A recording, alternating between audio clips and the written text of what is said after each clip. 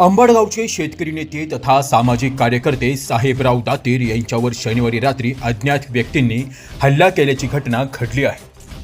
नाशिक मुंबई आग्रा महामार्गावरील रायगड नगर परिसरात कंपनीतून काम आटपून घरी परतत असताना या हल्ला झाल्याची प्राथमिक माहिती समोर आली आहे।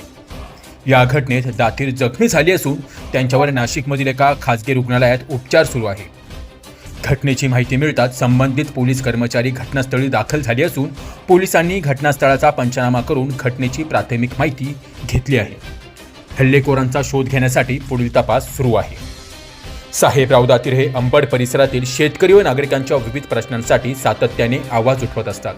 रस्त्यांची दुरवस्था, खड्डे तसेच नागरिकांच्या मूलभूत समस्यांविरोधात त्यांनी यापूर्वीही आंदोलन केले आहे। त्यामुळे हल्ल्यामागील नेमकं कारण काय याबाबत आता विविध चर्चा सुरू आहे। दरम्यान दातीर यांच्यावर झालेल्या हल्ल्याची सखोल व निपक्ष चौकशी करून दोषींवर कठोरात कठोर कारवाई करावी अशी मागणी आता अंबड गावातील ग्रामस्थ, शेतकरी व नागरिकांनी केली आहे। तुषार ढेपले, अटल न्यूज, नाशिक।